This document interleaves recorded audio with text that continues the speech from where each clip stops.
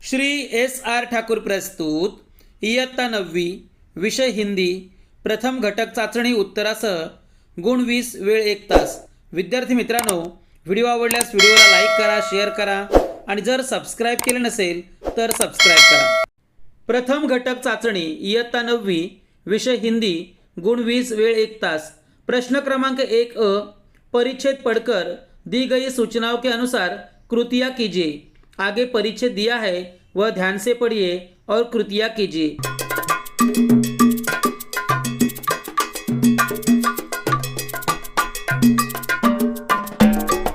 कृति क्रमांक 1 बच्चों द्वारा बिल्ली की खातिर 1 दूध पिलाना, रोटी खिलाना।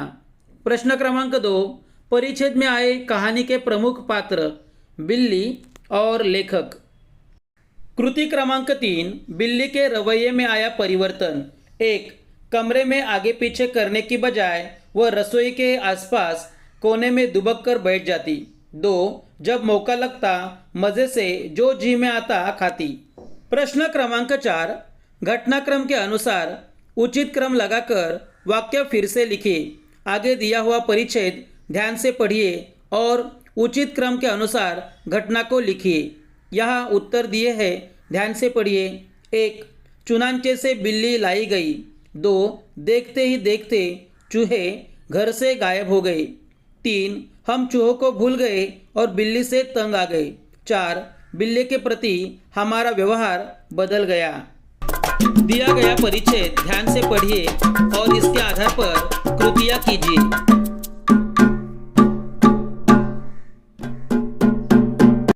कृति क्रमांक 1 परिच्छेद में आए हुए 2 पदार्थों के नाम लिखिए। 1 दूध, दूसरा रोटी। अथवा 2 विलोम शब्द लिखिए। 1 आना, विलोम शब्द है जाना। 2 पुराना, विलोम शब्द है नया। कृति क्रमांक 3 स्वमत लिखिए। पालतू पशुओं के बारे में अपने विचार लिखिए। आगे उत्तर दिया है, ध्यान से पढ़िए। प्रश्न क्रमांक 3 स्वमत पालतू पशुओं के बारे में अपने विचार लिखिए। उत्तर कई लोग ऐसे होते हैं जिन्हें पशुओं को पालना अच्छा लगता है, लेकिन पशुओं को भी प्राकृतिक जीवन जीने का अधिकार है। पशु बेजुबान होते हैं, वह अपना सुख दुख हमें नहीं बांट सकते। उनके भूख प्यास के बारे में जानकारी नहीं होती। जो व्यक्ति पशुओं को पालते हैं उन्हें पशुओं के बारे में जानकारी होनी चाहिए। पशुओं के साथ दुर्व्यवहार नहीं करना चाहिए। पालतू पशुओं के साथ हमें सहानुभूति एवं प्रेम का व्यवहार करना चाहिए। पालतू पशुओं के साथ घर के सदस्य जैसा व्यवहार करना चाहिए। प्रश्न क्रमांक 2 पद्यांश पढ़कर सूचना के अनुसार कृतियाँ कीजिए। दिया गया पद्यांश ध्यान से पढ़िए। यह पद्यांश चांदनी रात इस कविता का है। छात्रों को इस पद्यांश को पढ़कर आगे दी गई कृतियाँ करनी आवश्यक है। चारु चंद्र की चंचल किरणें खेल रही है जलथल में। स्वच्छ चांदनी बिछी हुई है अवनी और अंबर तल में।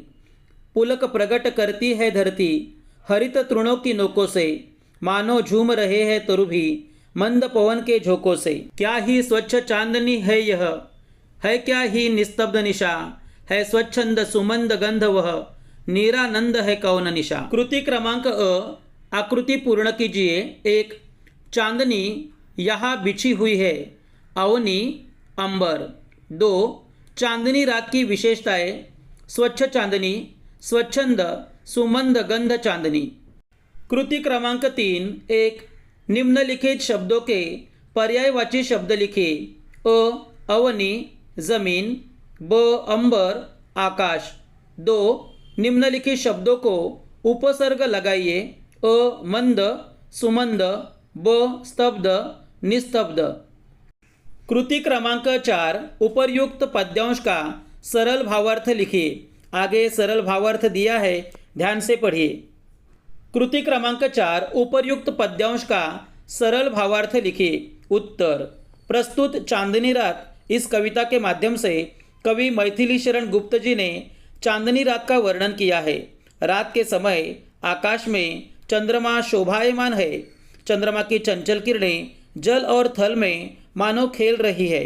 चंद्रमा का स्वच्छ प्रकाश पृथ्वी और समूचे नभमंडल में फैला हुआ है। चंद्रमा के प्रकाश से धरती प्रसन्न है। यह प्रसन्नता हरी हरी घासों की नोकों से प्रकट होती है। हवा के झोंकों से पेड़ पौधे झूम रहे हैं। रात निखरी है। सारी ओर मंद मंद सुमंद गंध। सभी दिशाओं में आनंद का माहौल है।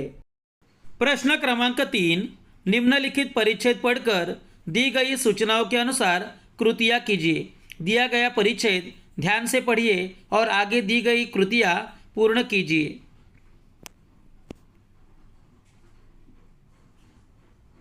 कृति क्रमांक 1, उपरोक्त परिच्छेद पर आधारित कृति पूर्ण कीजिए।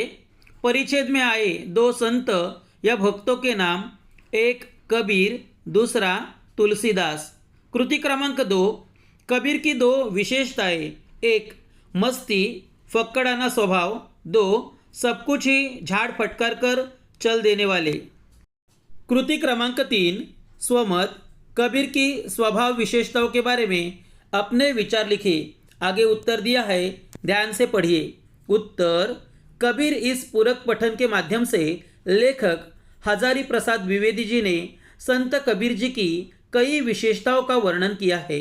कबीर जी का स्वभाव फक्कड़ा न था। वह सिर से पैर तक मस्त मौला थे। बेपरवाह, दृढ़, उग्र, कुसुमादपि कोमल, वज्रादपि कठोर थे। उनका मन प्रेम रूपी मदिरा से मतवाला था। वह ज्ञान के गुणों से तैयार की गई थी। उन्होंने कभी अपने ज्ञान को, अपने गुरु को और अपनी साधना को संदेह की नज़रों से नहीं देखा। प्रश्न क्रमांक 4, निम्नलिखित सूचना के अनुसार कृति कीजिए। एक वाक्य शुद्ध करके फिर से लिखिए। यहाँ वाक्य शुद्ध करके दिया है, मुझे पानी चाहिए। प्रश्न क्रमांक 2, निम्नलिखित मुहावरों का अर्थ बताकर वाक्य में प्रयोग कीजिए। एक, ठग लेना, अर्थ धोखा देना। दुकानदार की नज़र हटते ही चोर ने दुकानदार को ठग लिया। अथवा हड़प लेना, अर्थ बेईमानी से अधिकार कर लेना। कंजूस साहूकार ने गरीब किसान का खेत हडप लिया। विद्यार्थी मित्रांनो, हा पेपर केवळ सरावासाठी दिला आहे। दिलेला हा पेपर सुंदर हस्ताक्षरात फुलस्केप पेपरवर लिहा। प्रथम घटक चाचणीचे सर्व विषयांचे पेपर आपल्या या चॅनेलवर उपलब्ध आहेत। तसेच प्रथम सत्र परीक्षेचे पेपरसुद्धा आपल्या चॅनेलवर उपलब्ध आहेत। विद्यार्थी मित्रांनो, असेच नवनवीन व्हिडिओ पाहण्यासाठी व्हिडिओला लाईक करा, शेअर करा आणि जर सबस्क्राईब केले नसेल तर सबस्क्राईब करा।